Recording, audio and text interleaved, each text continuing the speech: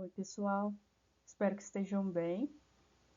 Hoje eu vou falar um pouquinho de análise do comportamento, focalizando a disciplina de processos básicos.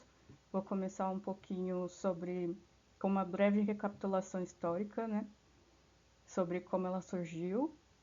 Depois vou comentar sobre como ela se desenvolveu para além da experimentação também, colocando alguns pontos de aplicabilidade dela no dia de hoje. Além disso, vou comentar sobre alguns outros tipos de behaviorismos, muita gente não sabe que existe, mas é a título de curiosidade. No início do século XX, houve a publicação de um texto fundador para a área, que foi o do John Watson, em 1913. Esse texto se chamava A Psicologia como um Behaviorista Vê. Nesse texto, que inclusive consagrou Watson como um behaviorista metodológico, por quê? Porque ele se preocupava muito com questões de método de pesquisa.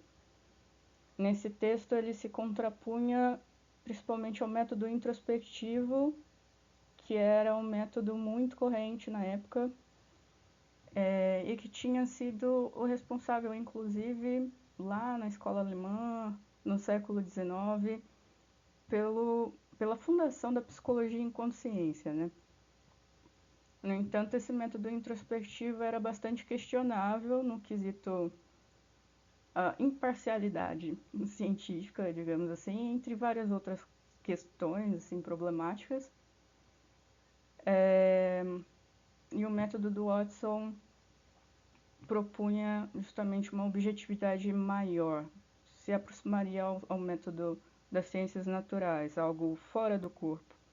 Você observaria o comportamento, que era algo fora do corpo, ao invés de observar coisas que vinham dos seus sentidos a partir da introspecção.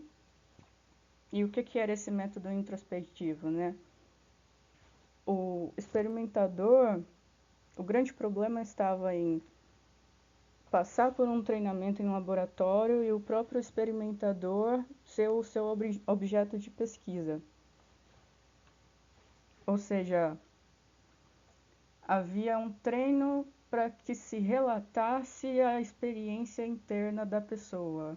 E a partir disso, eles levantavam dados, só que, segundo a crítica do Watson, não era possível considerar esse dado realmente fidedigno.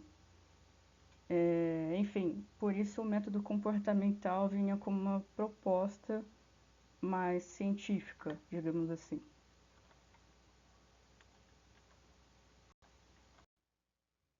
O Watson, no entanto, não foi muito adiante na carreira científica, para além daquele artigo fundador. Ele foi considerado muito reducionista no tipo de análise comportamental que ele fazia. E também fofocas científicas, né, bastidores. Ele se envolveu com a filha do reitor da universidade em que ele trabalhava e também foi demitido, não pôde continuar fazendo ciência. E aí, posteriormente a ele, veio o B.F. Skinner, que aprofundou a área. Ele, primeiro, foi delineando alguns princípios éticos, né, no livro Walden Two, Uma Sociedade do Futuro.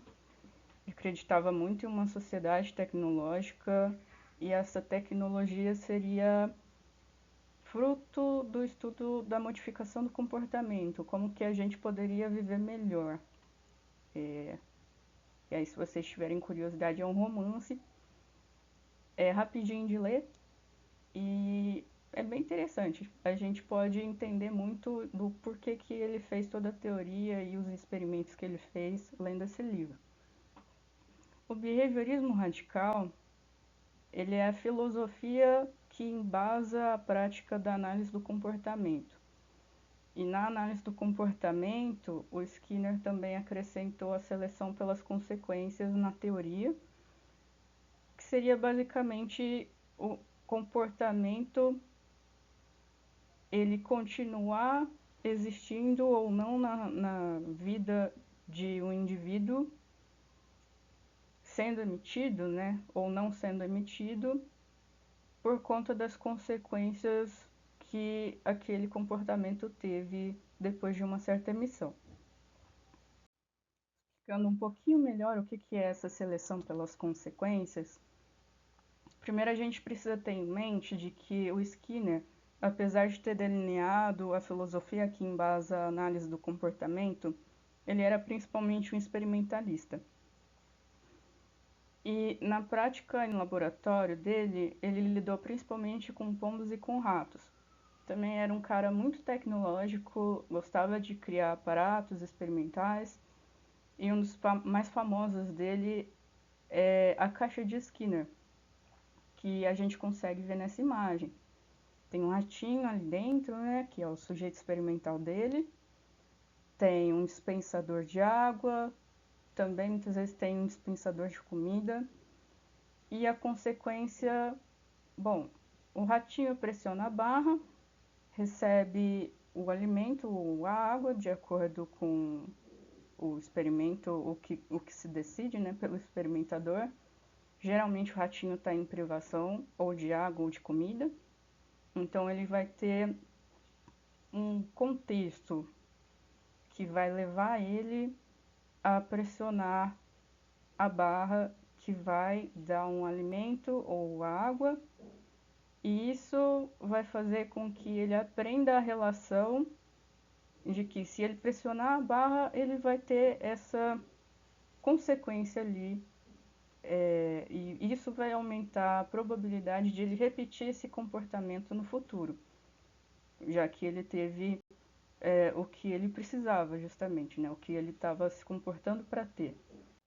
A análise do comportamento, principalmente depois de tantos experimentos do Skinner e outros estudiosos, recrutou dados o suficiente para desenvolver métodos de aplicabilidade desse conteúdo, né, para modificação do comportamento. Coloquei aqui alguns exemplos. O primeiro deles é o método ABA, que seria a análise do comportamento aplicada ao autismo.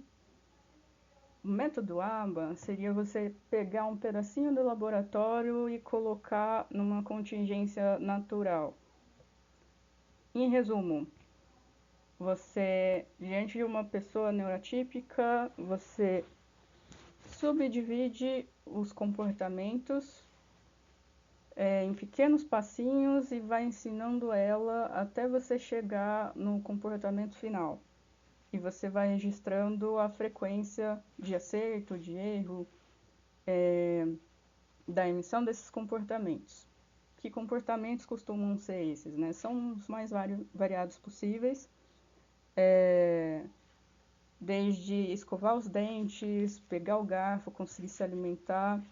Principalmente os autistas severos e moderados podem se beneficiar muito disso, né? Melhoram muito a qualidade de vida. Outro exemplo que eu coloquei foram as psicoterapias contextuais. Fazendo um paralelo com a psicanálise, tem várias linhagens, né? A psicanálise freudiana, junguiana, lacaniana. Aqui a gente também vai ter algumas linhagens de terapias comportamentais, que seria TCR, terapia por contingências de reforçamento, ACT, a terapia de aceitação e compromisso, DBT, terapia comportamental dialética, tem também a FAP, que é bem famosa, seria a terapia comportamental a partir de análises funcionais.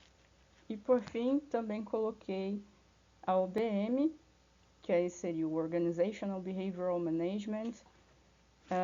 Basicamente seria a análise do comportamento aplicada a um contexto de organizações, empresas, né? Enfim, eu comecei falando um pouquinho de como surgiu a análise do comportamento, como se desenvolveu com Skinner, também um pouco da aplicabilidade dela, né? E até então a gente só falou do behaviorismo metodológico e do radical, mas queria deixar aqui a título de curiosidade mais uns 4, e ainda tem outros. Seria o behaviorismo multiescalar, associacionista, tem o interbehaviorismo também, o behaviorismo molar.